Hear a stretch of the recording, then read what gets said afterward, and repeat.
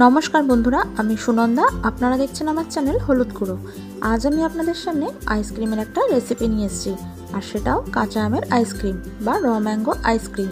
আর এই আইসক্রিম খেতে কিন্তু ছোট বড় সবারই খুব ভালো লাগে। আর যদি হাতের সামনে থাকা কিছু উপকরণ দিয়ে বাড়িতেই এই আইসক্রিম তৈরি করা নেওয়া যায় তাহলে কিন্তু আর কথাই হবে না।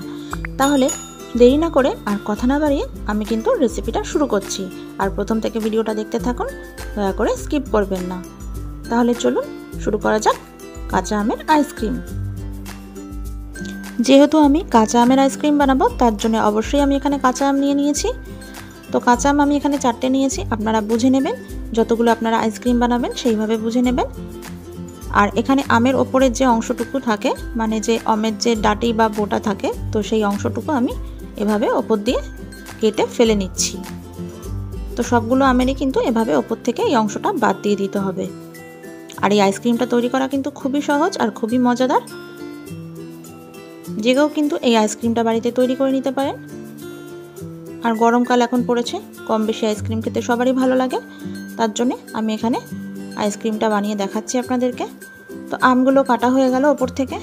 এবারে আমি একটা পাত্রের মধ্যে জল নিয়ে নিয়েছি। আমের যে অংশটা কষ থাকে, তো সেই কষটা যাতে জলের মধ্যে ধুয়ে যায় বা বেরিয়ে যায়। আর এখানে আমি কড়াই বসিয়ে দিয়েছি, কড়াইয়ের মধ্যে আমি আমগুলো সেদ্ধ করতে বসিয়ে দিচ্ছি। আর উপর থেকে একটা ঢাকনা দিয়ে কিছুক্ষণ আমি আমটাকে সেদ্ধ করে নেব। মোটামুটি 20-30 মিনিট মতো সেদ্ধ করতে হবে। আর তার থেকেও যদি বেশি সময় লাগে মাঝখানে একটু ঢাকাটা খুলে দেখে নেবেন বা চেক করে নেবেন। আমিও এরকম চেক করে নিয়েছি। তাহলে আরও কিছুক্ষণ কিন্তু সেদ্ধটা করতে হবে। মানে আমটা যত ভালো সেদ্ধ হবে ততই কিন্তু আইসক্রিমটা খেতে ভালো হবে। তো আমগুলো আমি এভাবে নাড়াচাড়া করে এক জায়গায় করে নিলাম, ওপর নিচ করে।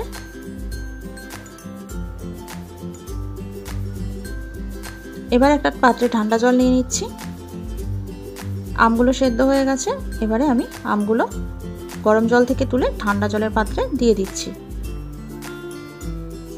আমগুলো ঠান্ডা হওয়া পর্যন্ত অপেক্ষা করতে হবে। আমগুলো কিন্তু বেশ ঠান্ডা হয়ে গেছে। এবারে ওপর থেকে আমের যে খোসা, এই খোসাটাকে এভাবে আমরা তুলে নেব।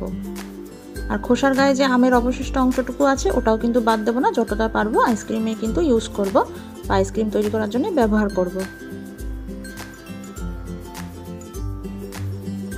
আমের কিন্তু ভেতরের অংশটা একটু গরম আছে, তার জন্য একটু হাতে লাগছে, তো আমি একটু সাবধানে খুলছি। এভাবে আমি একটা থালার উপরে রেখে নিচ্ছি। আপনারা যেভাবে সুবিধা হয় একটা পাত্রের উপরে এভাবে রেখে নেবেন। মোট কথা আমের যে ভেতরের শ্বাসটুকু, এই শ্বাসটুকুই কিন্তু আইসক্রিম তৈরির কাজে লাগবে। তো আমি এখানে একটা ছাঁকনি নিয়ে নিয়েছি, বড় ধরনের এরকম একটা ছাঁকনি বা স্ট্রেনারের মধ্যে আপনারা এভাবে এই ঘষে ঘষে আমের যে পাল্পটুকু সেইটুকু বার করে নেবেন, ঠিক যেভাবে আমি তৈরি করছি। তো সম্পূর্ণ এইটুকু অংশ বেরিয়েছে আমের থেকে। তো আমের যেটুকু পাল্প বেরিয়েছে এইটুকু দিয়ে কিন্তু আমরা আইসক্রিমগুলো তৈরি করে নেব। তো তার জন্য এখানে আমি প্রথমে একটা মিক্সচার জার নিয়ে নিয়েছি। এখানে দিয়ে দিচ্ছি কিছুটা পরিমাণে পুদিনা পাতা আর ধনে পাতা। ধনে পাতা আর পুদিনা পাতা একসাথেই আমি মিশিয়ে রেখেছিলাম, এগুলো ভালো করে জল দিয়ে আমি ধুয়ে নিয়েছি। আর 2খানা কাঁচা লঙ্কা দিয়ে দিচ্ছি। আর দিয়ে দিচ্ছি এখানে ছোট বাটি 3 বাটি মতো চিনি।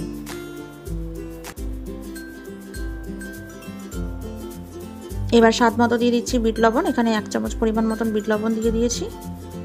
আর আমের যে পাল্পটুকু রেখেছিলাম সেটাও আমি মিক্সচার জারের মধ্যে দিয়ে দিলাম। এবারে এর মধ্যে একটু জল দিয়ে দেবো। তো আমের যে বাটিটা ছিল সেই বাটিটা ধুয়ে কিন্তু আমি এখানে জল দেবো। জল কিন্তু খুব বেশি পরিমাণে কেউ ব্যবহার করবেন না, অল্প পরিমাণে দেবেন, আর পরে যদি লাগে সেটা দেওয়া যাবে। তো মিক্সচারটা রেডি হয়ে গেছে। এবার একটা পাত্রে ঢেলে নিলাম। বেশ ঘন হয়েছে, তার জন্য আরেকটু জল দিয়ে দিলাম। আর খুবই সামান্য পরিমাণ, মানে 1 ড্রপ মতন এখানে আমি একটা গ্রিন ফুড কালার দিলাম। এটা সম্পূর্ণ অপশনাল, আপনারা চাইলে দিতেও পারেন, নাও দিতে পারেন। এবারে এখানে আমি কফি খাওয়ার বা চা খাওয়ার যে কাপগুলো পাওয়া যায় মার্কেটে, এগুলো অ্যাভেলেবেল পাওয়া যায়।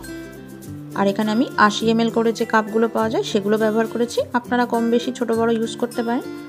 তো এবারে যে আমি আমের মিশ্রণটা তৈরি করেছি সেই মিশ্রণটা হাতার সাহায্যে আমি এই কাপের মধ্যে দিয়ে দিচ্ছি। যতটা পরিমাণে ধরে দিয়ে দিচ্ছি। সবগুলো আমি একইভাবে দিয়ে দিয়েছি। এবারে ওপর থেকে ফয়েল পেপার দিয়ে এভাবে মুড়ে দিচ্ছি, আর ওপর থেকে চাকু দিয়ে একটু একটু করে এভাবে কেটে নিচ্ছি। এবারে একটা করে করে আইসক্রিমের কাঠি দিয়ে দিচ্ছি। আমি এই আইসক্রিম তৈরির জন্য ওভারনাইট ফ্রিজের মধ্যে রেখে দিয়েছিলাম। তো এবারে আমি পরের দিন এই আইসক্রিমগুলো নামিয়ে নিয়েছি। ফয়েল পেপারগুলো দেখতেই পাচ্ছেন আপনারা, আমি ওপর থেকে এভাবে খুলে নিলাম, আর পরপর আমি এভাবে পাত্রের মধ্যে সাজিয়ে নিয়েছি। তো আশা করি দেখতে খুবই ভালো লাগছে। ভালো লাগলে কিন্তু অবশ্যই একটা লাইক, কমেন্ট আর সাবস্ক্রাইব করবেন। তাহলে চলুন এবারে আইসক্রিমগুলো কেমন হলো দেখে নিই। দেখুন প্রত্যেকটা আইসক্রিম কিন্তু দেখতে খুব ভালো লাগছে, আর কালারটাও কিন্তু একদম সুন্দর হয়েছে। তাহলে যদি ভালো লাগে অবশ্যই আমার চ্যানেলটার পাশে থাকবেন আর সাবস্ক্রাইব করে দেবেন। আজকের মতন এখানেই শেষ করছি। সুস্থ থাকবেন, ভালো থাকবেন, টাটা।